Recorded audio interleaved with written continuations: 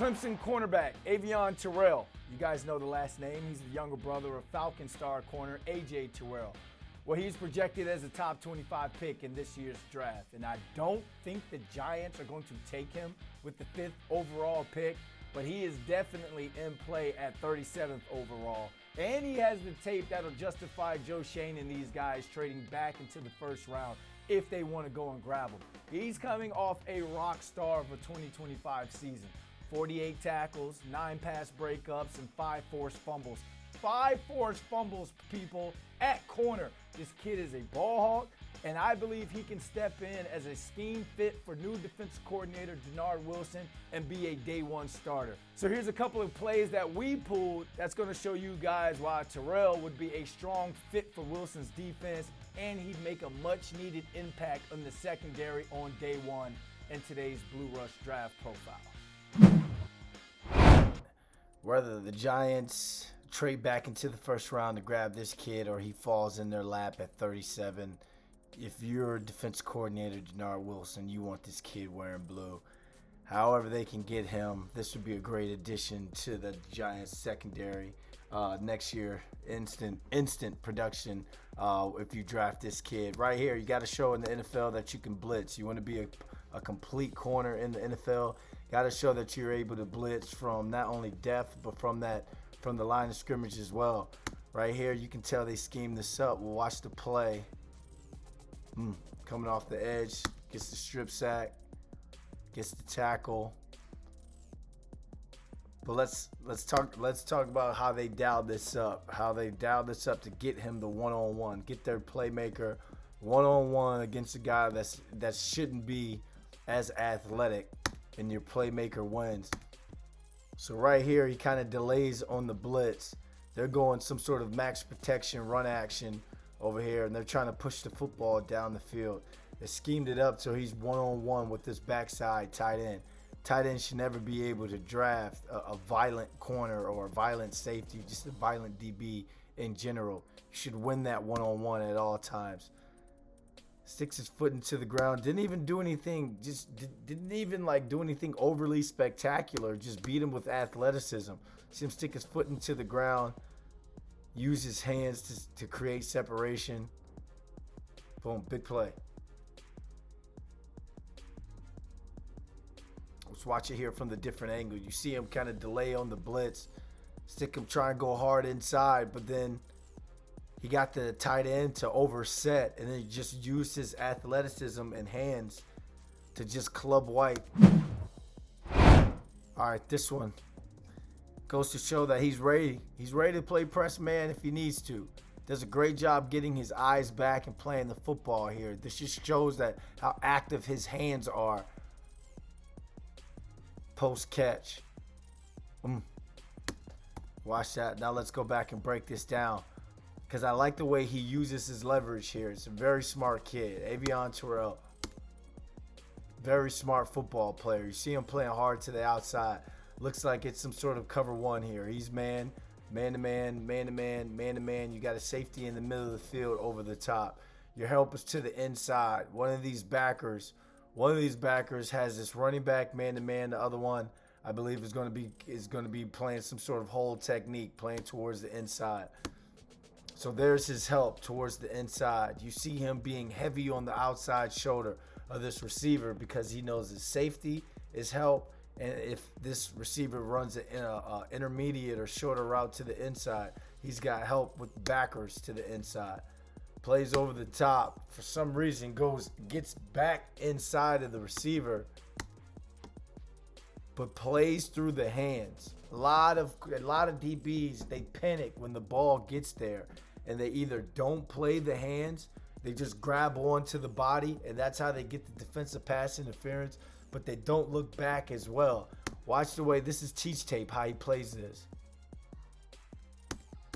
So you can see here, you could say the receiver has a step on him, or he's in phase. It just depends on how you're looking at it. As a receiver, obviously, I think I'm winning here. But look at the way he not only closes the gap, closes the space here, but plays, gets ready, And when he sees this receiver getting ready to gather his steps to go up for the football, immediately turns his head back to look for the football. There's a reason why this kid, as you can see, 11 passes defended and didn't have that many defensive penalties called on him. He's already playing like he's ready for the NFL. Gets his eyes back to play the football, to find the football. Now he sees that the football has crossed his eyes and this receiver is making a play on it with his hands. But he doesn't panic, doesn't grab onto the receiver here. What he does is he tries to play through the hands. He tries to finish the play by playing through this receiver's hands. Violence on contact. You see it here. You see this left hand swat down at the football, and then you see his left hand swat down again and get contact with his shoulder, and it helped punch the football out.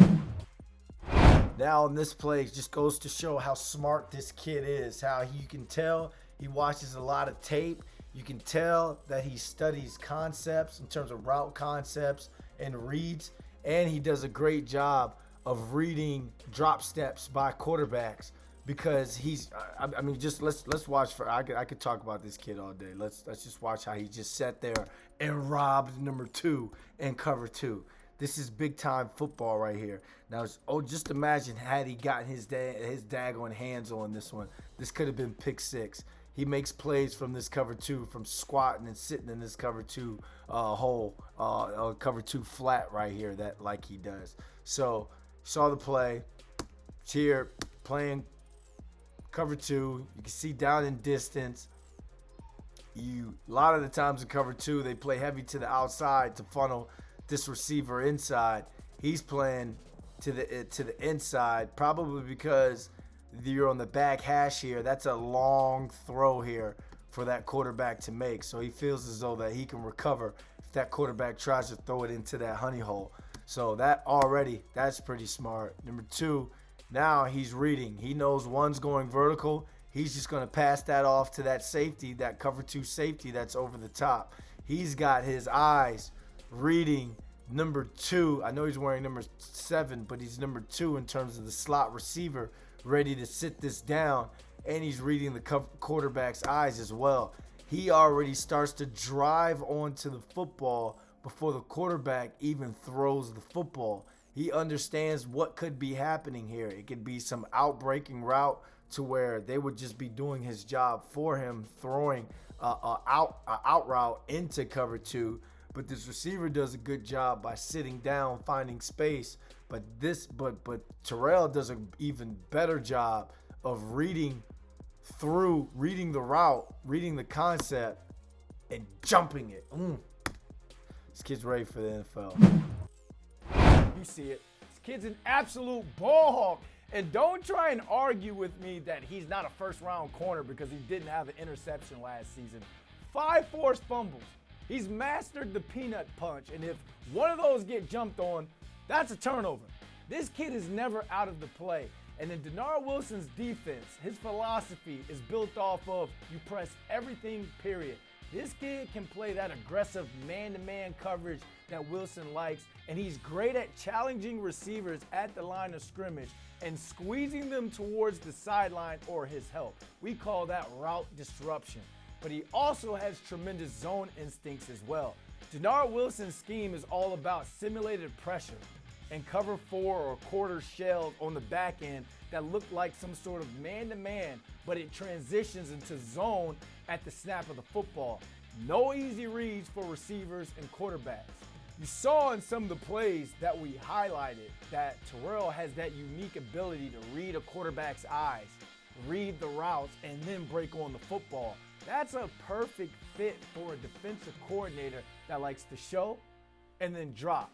Now again, I don't think the Giants look at him as the best corner in this draft class or even one of the top 5 players in this class, so they're more than likely going to pass at him at number 5 overall. But if he's there at 37 or you need to trade up to get him in the late first round, he has the tape and the skill set to add first round value to a Giants secondary that needs to improve in 2026.